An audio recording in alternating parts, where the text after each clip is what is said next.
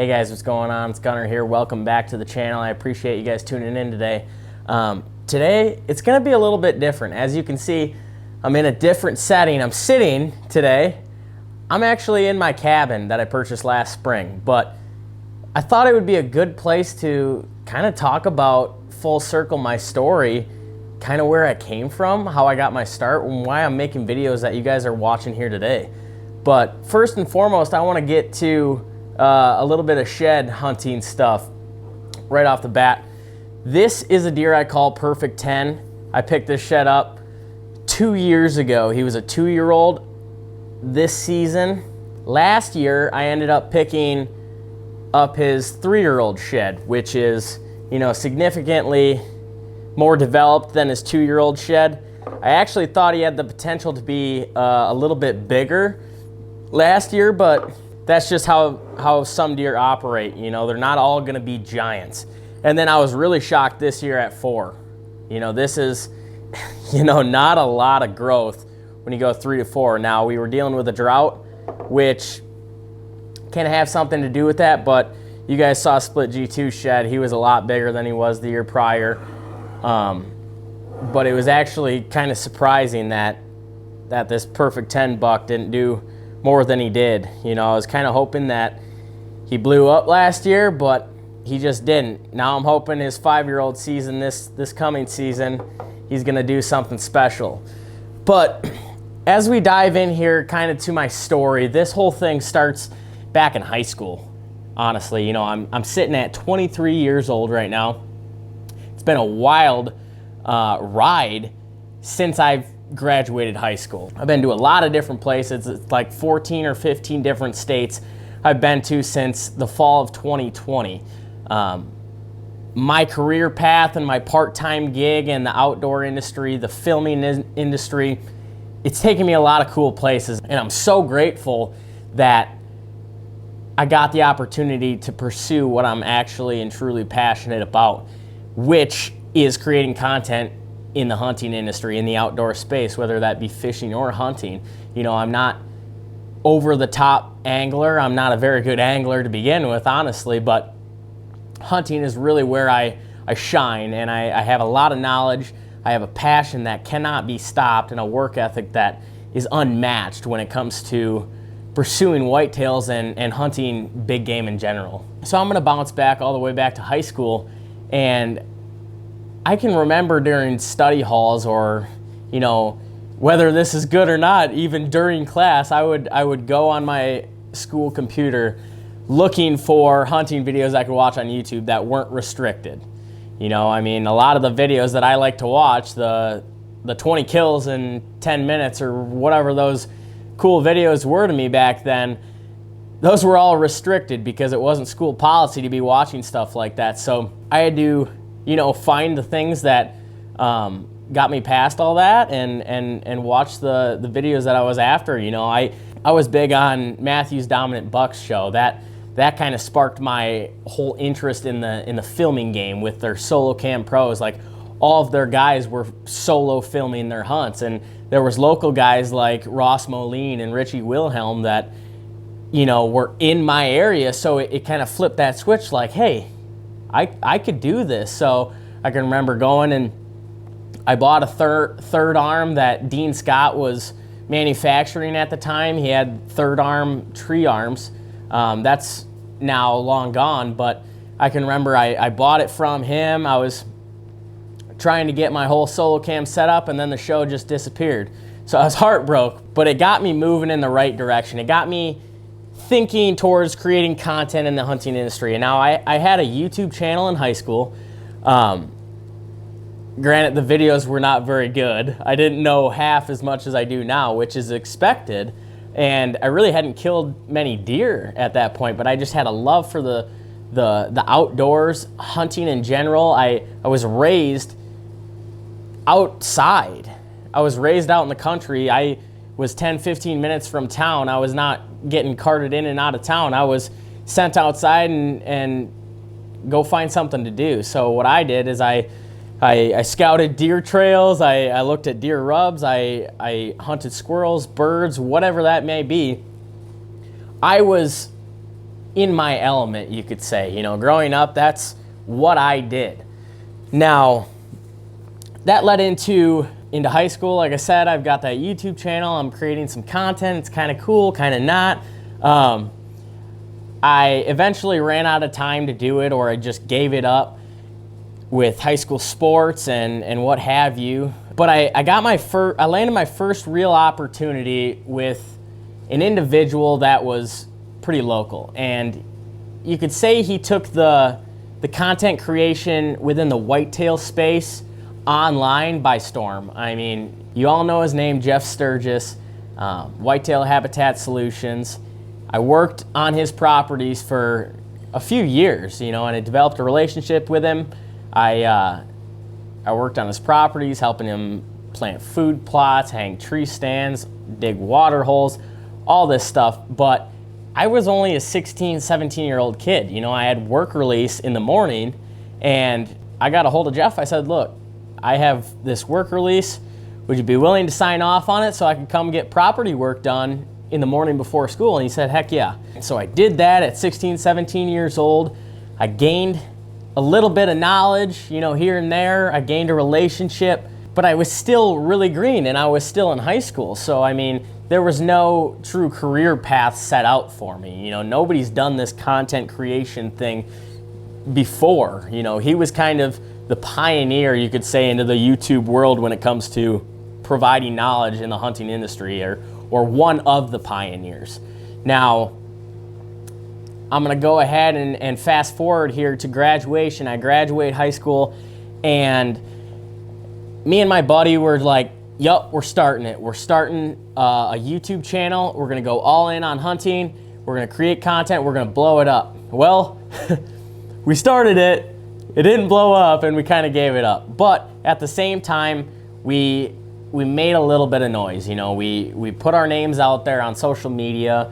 We gained some followers of the industry, you could say, and it was a beneficial time in our lives. And what I did during that time is I went all in on developing my skill sets to film and edit video. You know, part of the reason videos don't blow up is because they're not very good, you know? So I went all in on developing my skill sets in that space, in the video editing, in filming, and cinematography, you could say. But there's a fine line between being a good videographer and at the same time being a good outdoor videographer. Like, you have to be able to withstand uncomfortable conditions. You have to understand when you can and cannot move. When it comes to deer hunting and sitting in a tree stand, being quiet, getting gear set up in the dark, taking down in the dark. You know, there's a lot of things that go into this. So I was a pretty decent hunter at this point, but taking the film gear into the stand and out of the stand creates a whole nother dilemma, and it's a new skill set that you have to learn. So I went all in on that, solo filming myself, whatnot, but I was still creating content for my own pages. You know, I was making Instagram posts.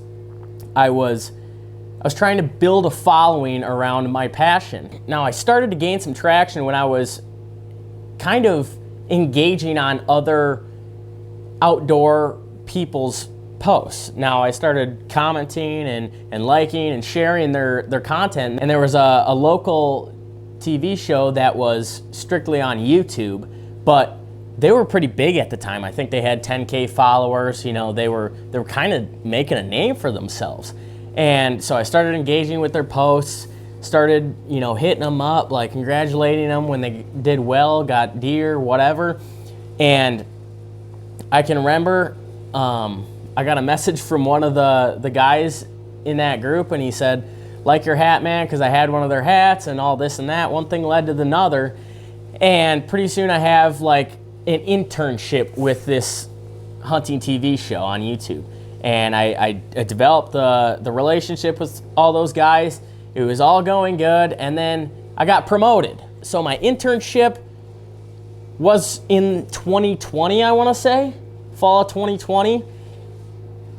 January 12th, 2021, on my birthday, I get a phone call, and I was promoted to now I'm on the team. So you can imagine, as a kid that all he wants to do is hunt, he's getting free gear to hunt and create content for a pretty large YouTube channel with some pretty big name sponsors. I was stoked.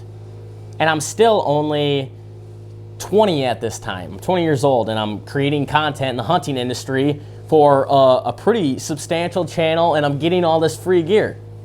I was absolutely thrilled. I couldn't be happier. But fast forward, throughout the summer, part of my job was to create content with the sponsor gear and ship that off to them.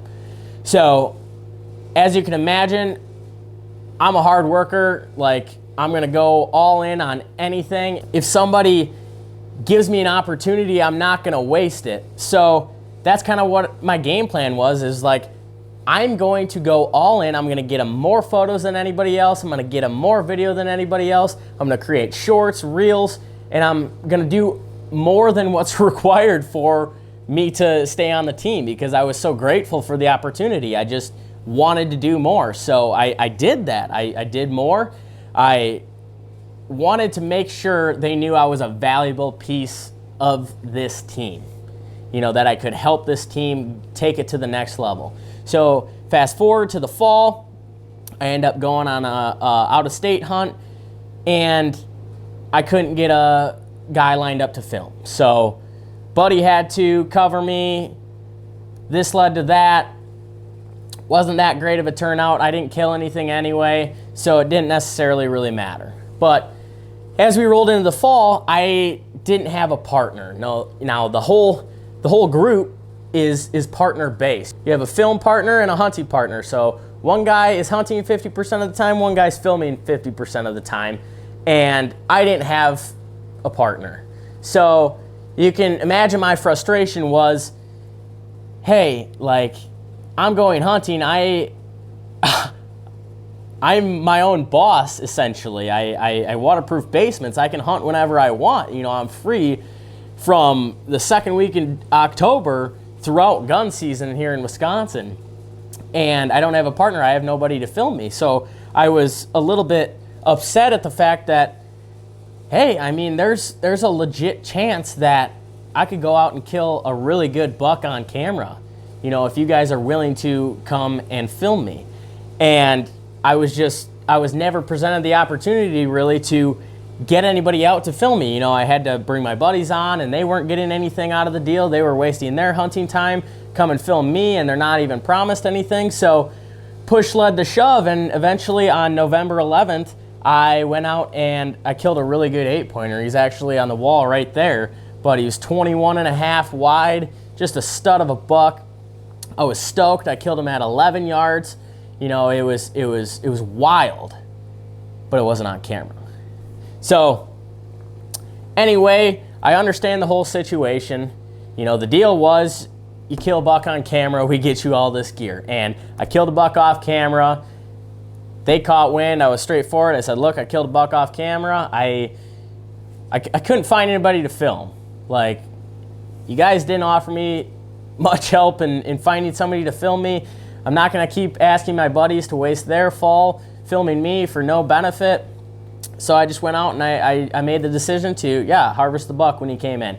And that was kind of my first big opportunity that just went boom, just went flat, cut me right at the knees.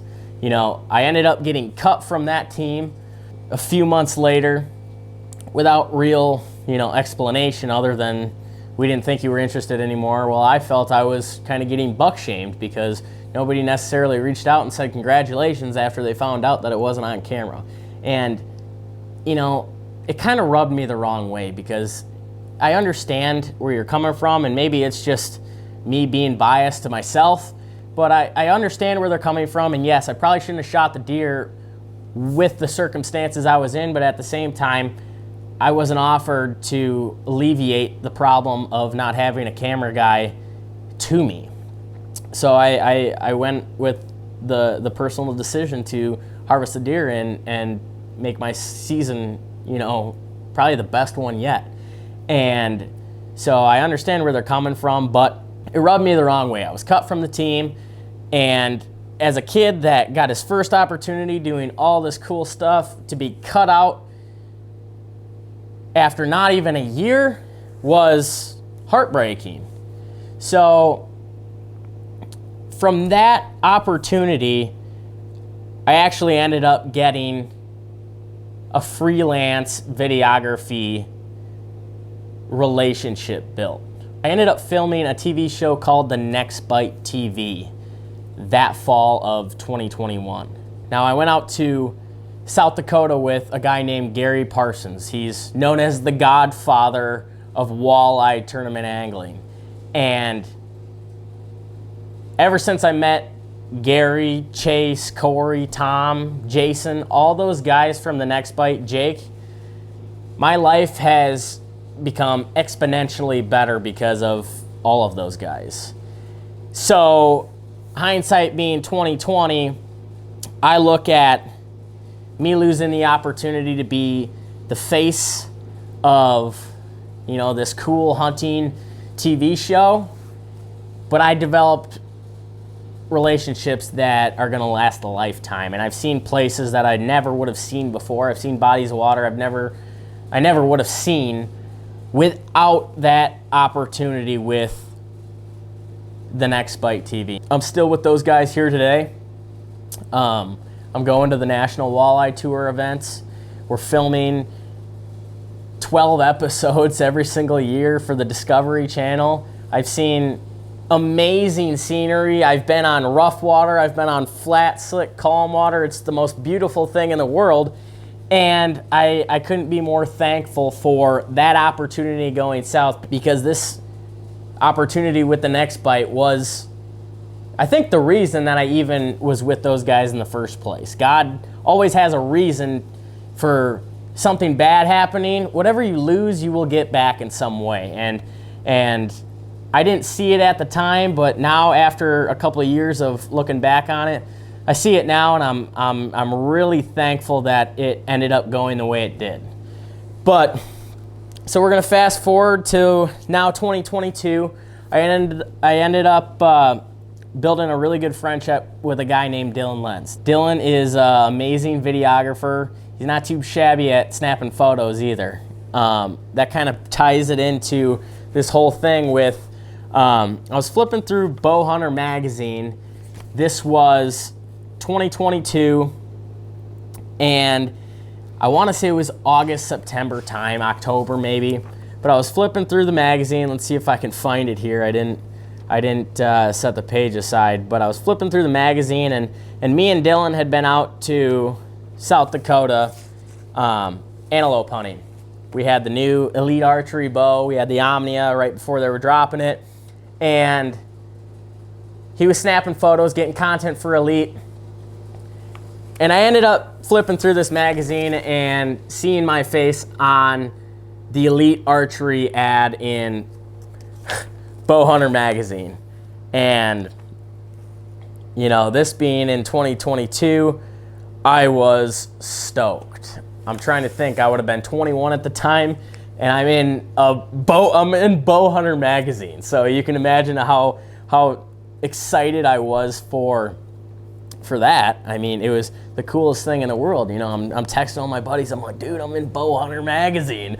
Some of my buddies are texting, they put your ugly ass in there. I'm like, yeah, they did, thanks. But no, it was a good time. I appreciate all the things Dylan taught me. He brought me a lot of awesome connections, taught me so much, but he's just a great guy to be around, and I appreciate his friendship, even though we aren't really able to hang out that much because we're both really busy. But now I'm gonna get into another opportunity that actually Dylan presented to me, which would have been filming for the Given Right, Mark Heck, and those guys over at Expedition Archery.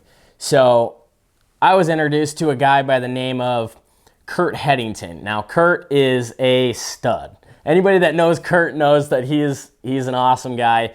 I appreciate his knowledge, his friendship, and everything he's taught me, because he taught me a lot when it comes to the business side of the outdoor industry. We still text back and forth, send memes back and forth to each other online, but that's one guy that every time I see him online or every time I think of him, I'm like, man, I got to see him again real soon. I really hope so. Maybe share a beer or what have you. But he's one of those guys that you meet him for the first time and you know you're going to like him.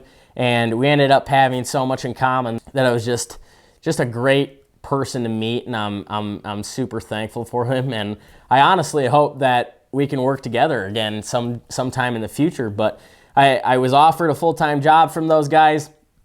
I wasn't able to take it because my future is kind of undecided at this point. You know, that kind of leads me into now my current situation with this channel, what I'm trying to do, what I want to do, and honestly, I can't explain that entirely right now. You know, I know I want to create content in the hunting industry.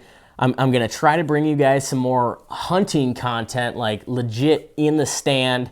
I'm going to start out with the turkey season, hopefully get a kill on camera, kind of tell a story with that and share that out to you guys. But with the growth of the channel over the last 4 months, I mean, we're going 100 subscribers each month. So if we can keep that up over a year, we're going to be over 1,000 subs, and we're now at a substantially large channel, which I hope we can continue to grow, because basically what I want to do is I want to help guys that were in my position or are in my position, because I was inspired by so many guys like Stan Potts on Dominant Bucks, Dean Scott, you know, Richie Wilhelm, Ross Moline, those local guys, Sturgis, Dan Infalt, the Hunting Public guys, all those guys, you know, meeting those guys at the Public Land Challenge, it puts it into perspective that they're all just regular people, and it opened my eyes to, hey, I can do this too,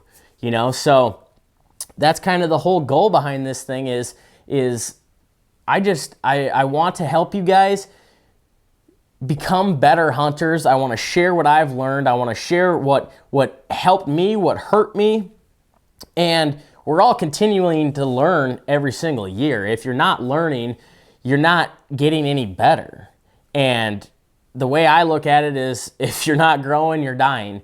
So that's basically the whole motto of the channel is, we're never finished. We're never a finished product. We're never good enough. It's not my way or the highway. It's a collective agreement of, okay, this works, but this works too. So finding what works best for you is my whole goal. Like, if you use some of my stuff and some of Jeff's stuff and some of Dan Infalt's stuff, some of the Hunting Public stuff, awesome.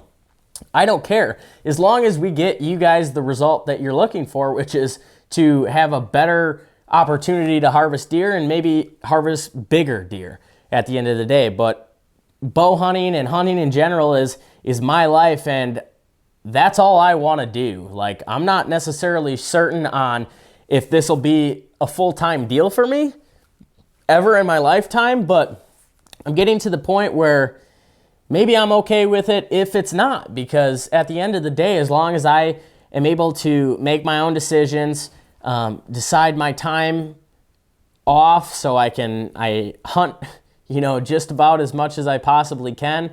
And if I get to do the things that I love, which is make badass videos for you guys and go film some badass TV shows, that's good enough for me, man. So that's kind of what I wanted to go over today. I wanted to explain myself a little bit because, you know, I just kind of popped up, and I don't think a lot of you guys realize who I am, really.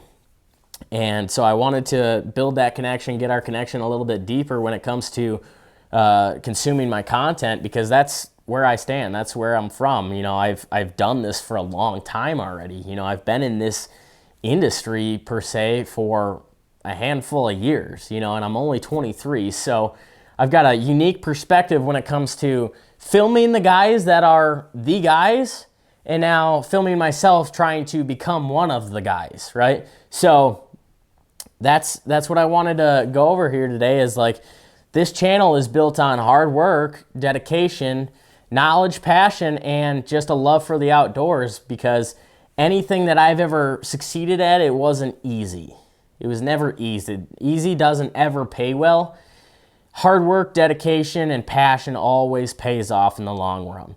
Work ethic will always beat talent when talent doesn't work hard. So that's kind of my motto, is like, I'm going to work harder than you. I'm going to put in more than you. I'm going to try to learn more than you.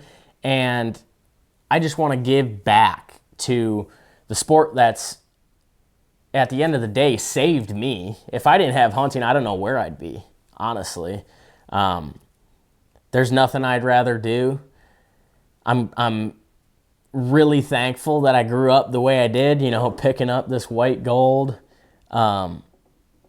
Because honestly, dude, if I don't know if I'd be that great of a person if I didn't have hunting in my life. It's kept me out of a lot of trouble, and it has brought me relationships and friendships that I couldn't be more thankful for. You know, shooting a text to some of my guys every single day is one of the best feelings in the world. Is just like having that connection, knowing all of us are, you know, cut from the same cloth.